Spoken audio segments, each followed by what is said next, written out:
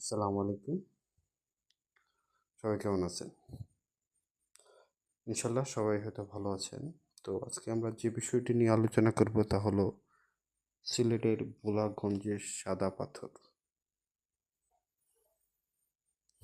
এই যে বিভিন্ন জন হয়তো বিভিন্ন যুক্তি দিচ্ছেন যে নদীর প্রবাহ ঠিক রাখা লাগবে, নদীর গতিপথ ঠিক রাখা লাগবে, এটার জন্য বন্যা হয়। আসলে এইগুলো কথাবার্তা বোগাস কথাবার্তা। যে বা এই পাথর আমাদের নির্মাণ শিল্পে বিশাল ভূমিকা রাখবে। আপনারা কি জানেন এই পাথর বাংলাদেশের নির্মাণ শিল্পে মাত্র 6% চাহিদা পূরণ করে, বাকি 94% আমাদের ভারত থেকে ইম্পোর্ট করা লাগে। যেহেতু বিভিন্ন দেশ থেকে 94% ইম্পোর্ট করা লাগে, বাকি 6% করা যেত। তারপর 2024 সালে সিলেটে প্রায় 3,74,00,000 ঘনফুট পাথর ছিল, তা থেকে প্রায় 1 কোটি ঘনফুট পাথর চুরি হয়ে গেছে।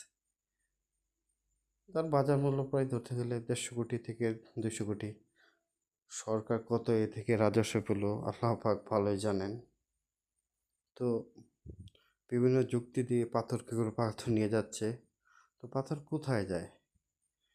হঠাৎ করে আমি গাছপ্রেমী মানুষ, আমার গাছের তবে থেকে পাথরগুলো ছড়িয়ে ছিটিয়ে আছে। তো চিন্তা করলাম পাথর কি আমার বাসায় চলে আসছে না। সবচেয়ে বড় কথা, ওই পাথর উত্তোলনে করাগুলো খুলে দেওয়ার জন্য বাংলাদেশের সব রাজনৈতিক দলগুলো ঐক্যবদ্ধ ছিল।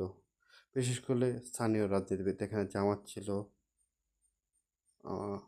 তারপর বিএনপি, গণপরিষদ, ইসলামী আন্দোলন, তারপর বেস্ট এবি পার্টি, যা অনেক বড় বড় বিভিন্ন দলের শীর্ষ পর্যায়ের নেতারা এখানে গিয়ে সশরীরে আন্দোলনে উপস্থিত হয়েছেন।